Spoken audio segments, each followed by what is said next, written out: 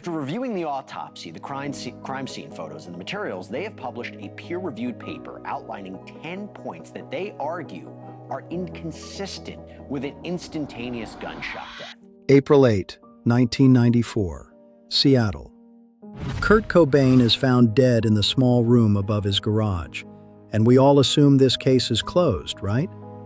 But a 2025 forensic paper, posted as a preprint and also listed in an open-access forensic journal, argues the closed case might be a staged scene, not a suicide.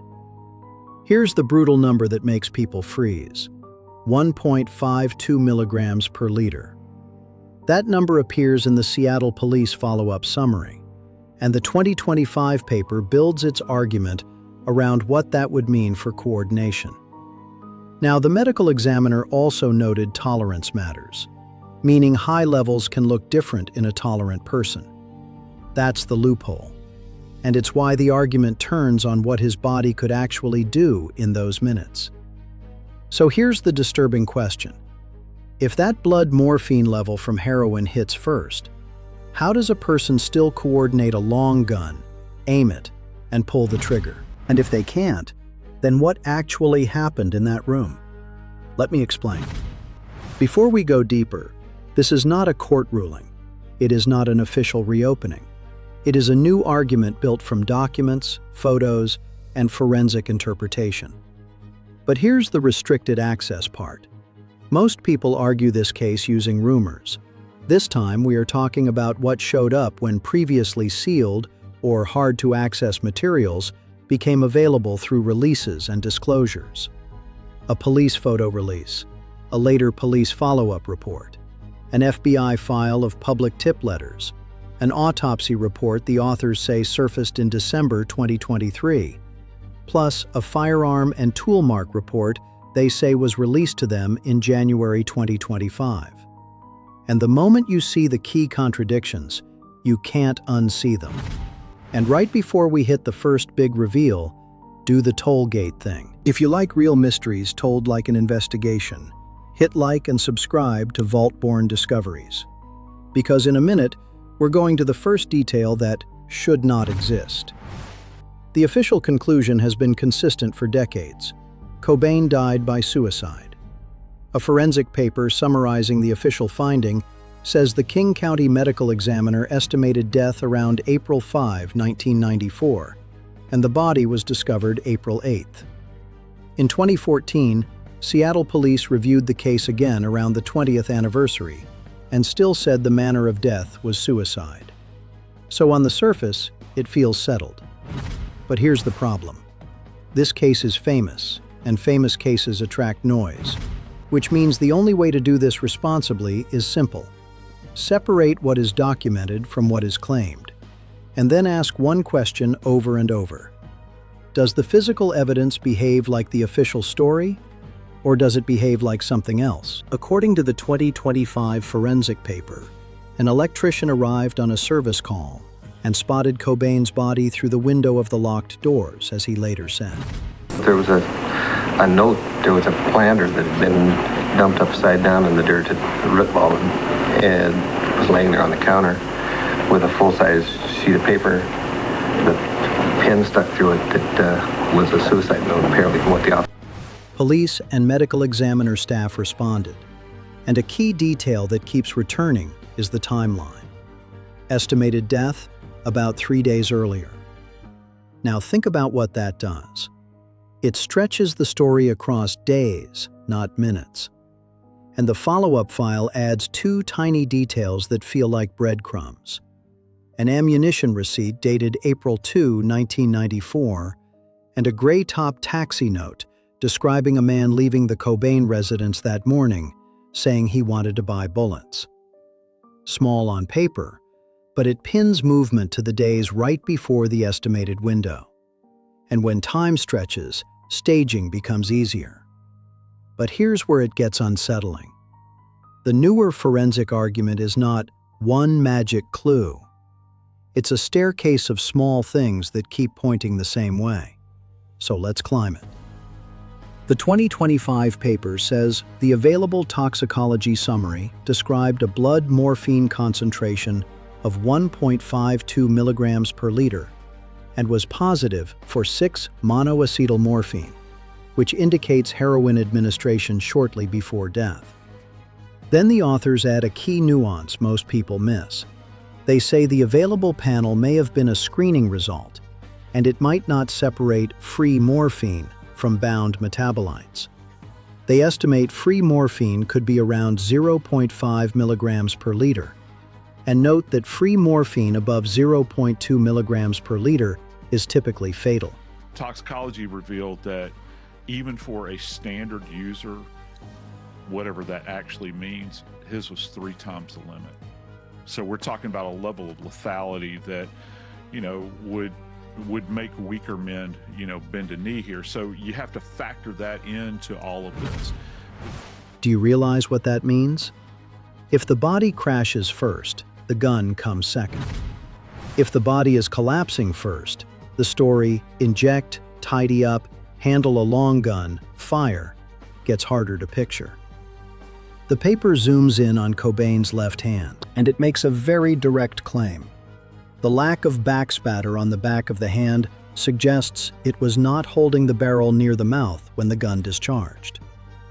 Then it points to something even creepier: a probable transfer stain on the thumb, which the authors interpret as contact with wet blood after the main bleeding event.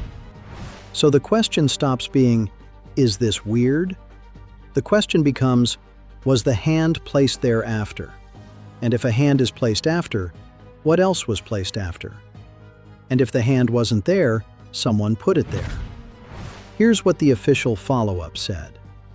They consulted an SPD range armorer, and the report argues the ejection pattern still fits, with a second round possibly malfunctioning. The new paper says the opposite, that the mechanics don't match the final photo. Now here's the trick people miss. The paper argues that if the left hand had been gripping the barrel in the way described, the Remington M11 could fail to cycle properly, which would leave the casing still lodged in the receiver. But the authors claim the casing was ejected, and they go further, arguing it was then planted near the body. That's a massive escalation. Because now we are not arguing interpretation, we are arguing mechanism. And mechanism does not care about rumors. And if the casing doesn't behave like that, someone moved it. The paper also flags organ findings it says are associated with hypoxia and circulatory collapse. It lists cerebral necrosis, hepatic congestion and necrosis, pulmonary edema, and conjunctival petechiae. Then argues these features typically take more time to develop than a sudden death from catastrophic brain injury. Their interpretation is blunt. Cobain may have already been near death from an overdose when the shotgun was fired. And that leads to the next doorway. If an overdose is first, then the gunshot can become the second act, not the first. Which means the scene might be telling a story on purpose. So this means that what we're talking about is a hard press contact gunshot wound to the back of the roof of the mouth. Matter of fact, it was so hard that it created a crescent-shaped, abraded area in that area. And if the autopsy suggests time, the shot isn't the beginning. For decades, the official position stayed put.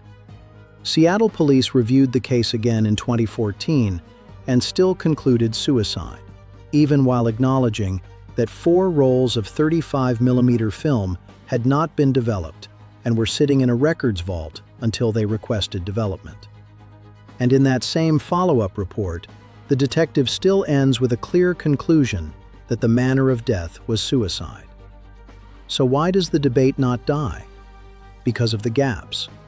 The FBI file released in 2021 shows the Bureau receiving letters from the public urging investigation, and the FBI replying that they could not act without a federal law violation in their jurisdiction. In other words, the door was not opened. It was labeled, "Not our door." And when doors stay shut, people start inventing what's behind them. But now there's a new twist. Because the 2025 paper claims it is using what is publicly available, and that those materials are enough to argue the manner of death should be reconsidered. So, what exactly is the method? The 2025 paper describes itself as a multidisciplinary analysis using blood stain pattern analysis, shotgun performance, and heroin toxicology. Their core claim is not subtle. They argue that, based on publicly available materials and their analysis, Cobain was a homicide victim, and that his body was moved and staged to appear as a suicide. Now pause. That is a claim, not a verdict. And authorities still disagree. As of February 2026, reporting notes the case remains classified as a suicide, and both the medical examiner's office and Seattle police have said the case will remain closed unless credible new evidence appears. So the only honest move is this. Treat the paper like a prosecution theory, then ask, does it actually explain the anomalies better than the official story? And this is where the first big reveal lands. Because the strongest part of the new argument is not the note. And for the record, the SPD follow-up says the note was examined by a Washington State Patrol forensic document examiner who concluded it was written by Cobain. That's why this debate shifts to blood and mechanics. It's the blood behavior around the gun. The paper says backspatter did occur, including blood staining on the compensator grooves, which would be consistent with a contact or near-contact discharge in the mouth. So, the event they describe produces backspatter. That's step one. Step two is the trap. They say the left hand, if it were truly right there at discharge, should show that backspatter. But the authors argue it doesn't, and they interpret that as the hand not being on the barrel at the moment of discharge, followed by later contact that leaves a transfer stain on the thumb. If that interpretation is right, then the scene is not just tragic, it is arranged. Then they add a second, stronger step. They argue the M11 would not auto-cycle with the left hand gripping the barrel, yet the casing was not found lodged in the receiver, and they claim it was ejected and planted near the body. Now you can't unsee the logic. Either the hand position is wrong, or the gun behavior is wrong, or the final scene is not the real moment of death. And if the final scene is not the real moment, everything changes. If the paper's chain is correct, the implications are huge. A heroin overdose may have been used to incapacitate him first. The gunshot may have happened when his body was already collapsing. The body position and hand placement could be staging, not outcome. Small evidence handling choices could have locked the narrative early. And that last point matters because of this detail from the Seattle Police follow-up report. 4 rolls of film were not developed at the time and were held in the records vault until later. Even if you think the official conclusion is correct, that kind of gap is gasoline for doubt. But here's the problem. A forensic interpretation is not the same thing as proof beyond reasonable doubt. Even the paper itself highlights uncertainty around the toxicology detail, noting confirmatory testing is not publicly known, and the exact free morphine level remains uncertain. So the real question becomes, is this enough to reopen, even if it is not enough to convict? And in 2026, that exact fight is happening in public. Reports describe the independent team asking for reconsideration, while authorities maintain the original determination. This case has another layer that keeps it radioactive: the culture war around it. In 2015, as reported by Pitchfork, Courtney Love's lawyers sent cease and desist letters to theaters showing the film soaked in bleach, arguing the film pushed a defamatory conspiracy theory suggesting her involvement.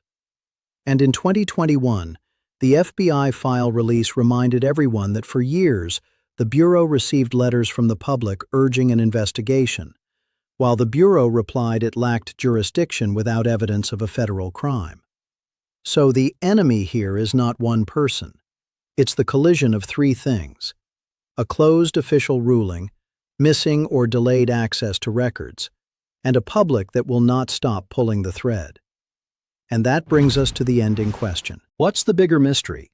How Kurt Cobain died, or why the story had to stay simple for so long? Drop your theory in the comments. And if you want more cases where the official narrative runs into a wall of anomalies, subscribe, because we are not